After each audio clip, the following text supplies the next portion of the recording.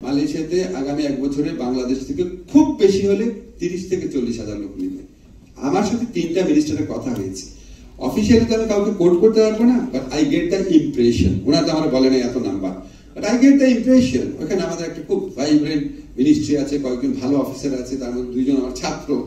আমি তাদেরকে প্রকৃত চিত্র জানতে জানার চেষ্টা করেছি। সো খামাখা হাইপ তুলে হয় কি 12 লক্ষ লোক নিবে, পাগল হয়ে থাকে লোকজন, অন্যান্য অপরচুনিটি গুলা অ্যাভেইল করে না, একটা মিথ্যা একটা আশ্বাসের পরিস্থিতি সৃষ্টি করে। এই 30-40 হাজার লোক নিবে। এখন সংকটটা কোন জায়গায়? মালয়েশিয়ার সাথে আগের গভর্নমেন্ট চুক্তি করে রেখেছে যে তোমরা রিক্রুটিং এজেন্টের লিস্ট দিবা, আমরা সিলেক্ট করব। চুক্তি, দুই পক্ষের আনুষ্ঠানিক চুক্তি, যেটাকে আপনারা সিন্ডিকেট বলেন। এখন ধরেন আমরা যখন দায়িত্ব নিয়েছি, আমাদের ইয়েটা কি, আমাদের সবাই বলছে না সিন্ডিকেট করা যাবে না। সিন্ডিকেট করা না গেলে এমওইউ চেঞ্জ করতে হবে, চুক্তি। মালয়েশিয়া কিন্তু আমি পিটার বলতে পারি না তুই এমওইউ চেঞ্জ কর, আমাকে কনভিন্স করতে হবে। সো যদি এমওইউ মানে চুক্তি, মেমোরেন্ডাম অফ আন্ডারস্ট্যান্ডিং, সে যদি চুক্তি চেঞ্জ না করে, তাহলে আমার সামনে 2টা অপশন আছে। এক হচ্ছে তার কথা অনুযায়ী 25, 50, 100 জন রিক্রুটিং এজেন্টের মাধ্যমে পাঠানো, আর 2 হচ্ছে বলা যে না, লোকই পাঠাবো না। ঠিক আছে? এখন আমি যদি 25, 50, 100 জনের মতো করে পাঠাই, তাহলে আমাকে লোকজন বলবে আমিও সিন্ডিকেটের সাথে জড়িত আছি। আবার ফলস, মিথ্যা, জঘন্য অভিযোগ তুলবে যে সিন্ডিকেটের সাথে আর্থিক ব্যাপারও জড়িত থাকতে পারে। আবার আমি যদি সিন্ডিকেট না করে লোক না পাঠাই, তাহলে আমার দেশের 40,000 লোক যেতে পারবে না। এবং ভবিষ্যতে মালয়েশিয়া মনে রাখবে, তোমার কাছে লোক চাইছি পাঠাও নাই, আমার তো অন্য জায়গায় আছে। আমার মানে 1 লক্ষ 2 লক্ষ পরিবারের এফেক্টেড হবে। এখন আমি কোন ডিসিশনটা নিব? যখন আমাদের এই ধরনের ডাইলেমা তৈরি হয়, আমরা পুরো পিকচারটা জানার চেষ্টা করি না। আমরা কিন্তু সবাই সিন্ডিকেট বলতে বলতে খুব ভালো মতো দায়িত্ব পালন করছে। এটা বলার অবশ্যই দায়িত্ব পালন করতে হবে। সিন্ডিকেট মানে মনোপলি মানেই হচ্ছে শ্রমিকের কাছ থেকে অনেক বেশি টাকা নেওয়া। মানে কি আজকে লুৎফি ভাই আছে, সবার সামনে আমি আপনাদের প্রশ্ন করি, মালয়েশিয়াতে সিন্ডিকেট হয়েছিল, 6-7 লক্ষ টাকা দিয়ে লোক গিয়েছিল, এটা সত্যি না? সৌদি আরবে তো সিন্ডিকেট নাই, বাহরাইনে, কুয়েতে তো, কাতারে তো সিন্ডিকেট নাই। সেখানে কি 6-7 লক্ষ টাকা দিয়ে লোক যায় না? যায় নাকি যায় না বলেন আপনারা? তাহলে সমস্যা কি সিন্ডিকেটও সমস্যা, সিন্ডিকেট ছাড়া যেভাবে লোক যায় সেটাও সমস্যা। সমস্যাটা কোন জায়গায়? সমস্যা হচ্ছে এখানে অনেক মধ্যস্বত্বভোগী আছে। মোনালিসা হেভি ফ্লো 15 পিস প্যাকেটের সাথে 8 পিসের একটি প্যাকেট একদম ফ্রি।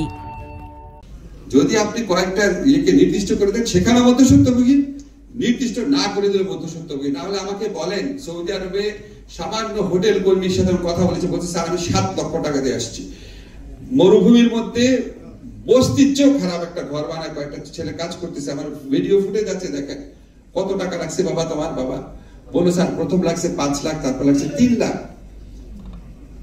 ওখানে কি সিন্ডিকেট আছে? কাজে আমার সমস্যাটা কি? আমাদের এখানে যারা অভিবাসনে কাজ করে, তারা খুবই মুখরোচক জিনিস বলতে বেশি পছন্দ করে। আমার মূল সমস্যা হচ্ছে মধ্যস্বত্বভোগী। আমার মূল সমস্যা হচ্ছে হিউজ আননেসেসারি একটা হিউজ ডিমান্ড, যে আমার বিদেশে চাকরি পাইতেই হবে। কেন পাইতেই হবে? আপনি যদি ওখানে 10 লক্ষ টাকা খরচ করে যে রাস্তায় কান্নাকাটি করেন, তার চেয়ে 10 লক্ষ টাকা দিয়ে আপনি দেশে একটা ক্ষুদ্র উদ্যোক্তা হন না কেন? আপনারা ক্লিয়ার চিত্রটা নেন। আপনি 10 লক্ষ টাকা দিয়ে, আপনারা মদিনা মসজিদ থেকে বের হয়ে আপনি দেখছেন যতগুলা লোক হাত পাইতে দাঁড়ায় থাকে, তারা কোন দেশের ভাই? কেমন লাগে দেখতে বলেন? তারা বাংলাদেশের। মিসকিনদার কেন বলবে না বলেন? প্রত্যেকটা লোক, আমার এত কষ্ট লাগে, প্রত্যেকটা লোক ইয়াং ছেলে, ভাইব্রেন্ট ছেলে, সারাদিন মসজিদ পরিষ্কার করতেছে, বাথরুম পরিষ্কার করতেছে। আর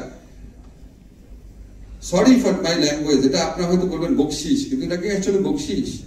ওখানে দাঁড়ায় আছে, বকশিস তো হচ্ছে স্পেসিফিক সার্ভিস দেওয়া, ঠিক আছে আমরা বকশিসই বললাম, দাঁড়ায় আছে।